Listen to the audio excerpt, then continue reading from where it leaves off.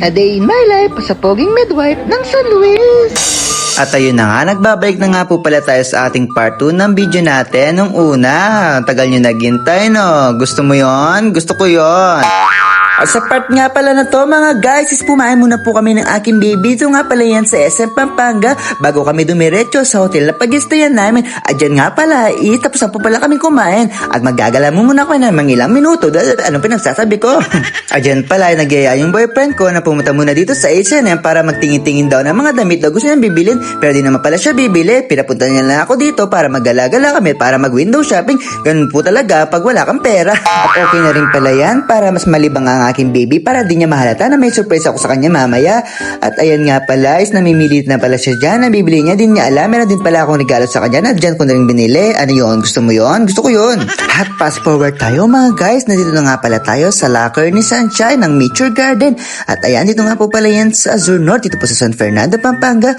At di niya alam, nilagay ko na pala yung susi ng hotel na ginamit ko kanina dyan. At bilang isang director, dapat magaling tayong umarte dyan. At sinabi ko sa kanya na di ko alam kung ano number ng locker namin dahil nilagay ko na kanina yung susi dyan. At dyan is packet na nga po pala kami sa floor namin. At dyan pala is nagbubuisit na ang aking boyfriend dahil sabi niya daw magbe-birthday siya, wala daw siyang cake. Gusto niya bumiling cake kanina sa Starbucks. Kaso sabi ko, wag na, bukas na lang. Pero di niya alam, meron na palang cake na nag-aantay sa kanya sa loob. At tawa-tawa pa siya dyan kasi akala niya di ko pa ako naka-ready dyan. At ang totoo talaga is naka-ready na dyan ang surprise ko para sa kanya mamaya. At ayan, kunyari magbablog ako dyan para di niya malata. Todo effort nga pala si Midwife Pogi dyan para di niya mahalata kung ano ang surprise ko mamaya sa loob.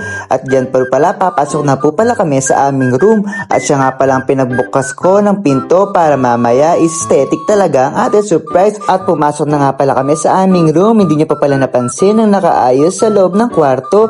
At tingin-tingin pa dyan sa gilid kung ano ang itsura ng room. Pero ako, kunyari, dire-diretso ako. Kunyari, nagbablog lang ako dyan. Pero di niya alam, is nakaready na pala yung camera. Nisiset up ko mamaya. At ayan na nga, I see your face, and it's nothing like I've ever known before. Love is an open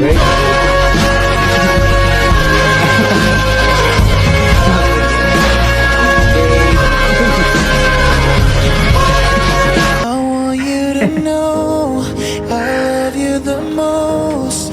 I'll always be Kaya right by your side. 'Cause baby, you're always in my mind. Just give me a forever. Pamukha kasi sinabi ko lang, Pets. I want you to Ay, the Uniqlo, oh. Ay. Oh, diba? Stress ko kaya ka.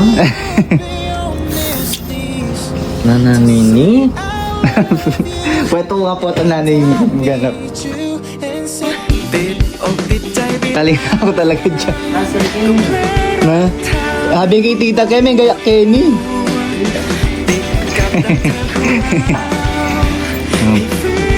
Picture. Bakit? Bakit? Di ka alam. Ay, ako na nga pala lobo na din yung huling mamirapal na ka. Di ba dito ang loko ka eh? Oo. Dito yung pala eh. Bala ko pindalaki. Hindi, nagdala ako kanina yun. Diyan. Tinangay na lang siguro ng ano. Ayun. Hindi, marami pa doon. Oh, yun, oh. Galing na ako kanina dyan. Bakit? Pepero na yan. Bakit na ako? Bakit?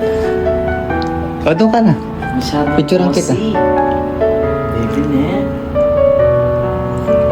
Basta mo nga rin video yung paano niya mag-start. Yay. Ang sinabi mo na lang long sleeves. Meron dyan yung mga damit maganda. Mamaya. Ating ka. Meron. On niya. Hindi man. Kahit hindi man ki. Yay.